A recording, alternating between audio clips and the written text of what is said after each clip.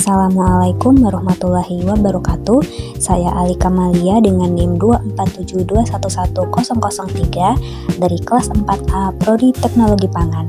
Pada kesempatan kali ini saya akan membahas tentang pemurnian minyak sawit mata kuliah Teknologi Pengolahan Pangan. Pertama-tama masuk ke bagian pendahuluan.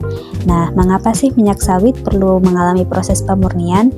Jadi, minyak sawit mentah atau CPO tidak langsung bisa kita konsumsi karena mengandung getah atau gam, fosfatida, asam lemak bebas yang berbau tengik, zat warna seperti karotenoid dan klorofil, bau dan rasa yang tidak sedap, serta kotoran lain seperti air dan logam. Nah, jadi tujuan pemurniannya adalah untuk menghasilkan minyak yang jernih, tidak berbau, dan aman untuk dikonsumsi. Adapun tahap-tahap pemurnian yang kita akan bahas pada slide selanjutnya. Proses pemurnian minyak yang pertama adalah degamming. Degamming merupakan proses penghilangan getah atau gam, fosfatida, dan lendir dari minyak sawit mentah. Proses ini perlu dilakukan karena zat getah membuat minyak menjadi keruh, mudah rusak, dan mengganggu proses selanjutnya.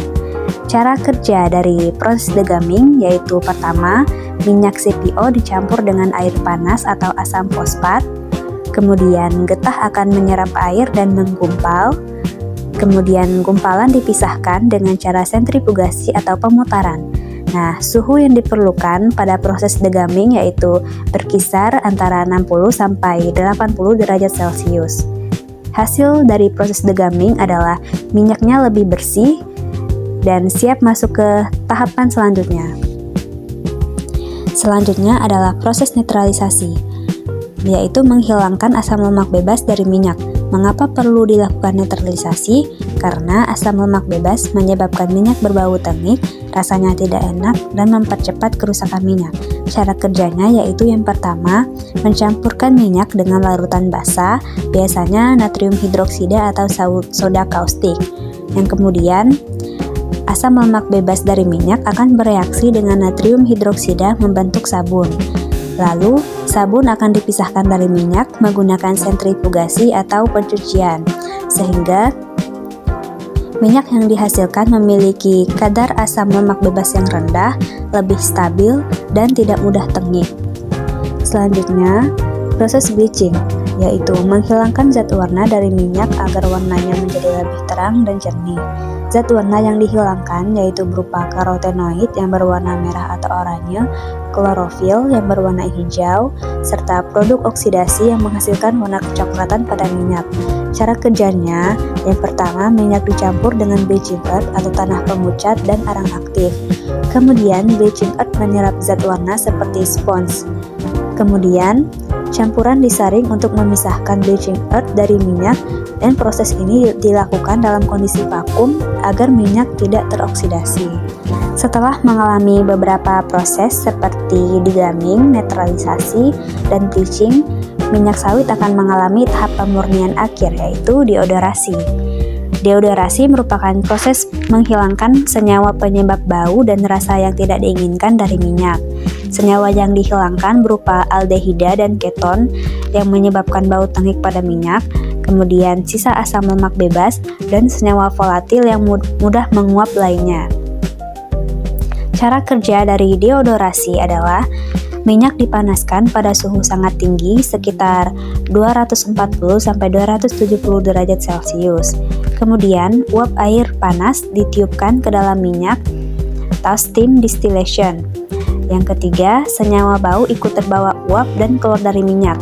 Nah, proses ini dilakukan dalam kondisi vakum agar minyak tidak rusak karena panas berlebih.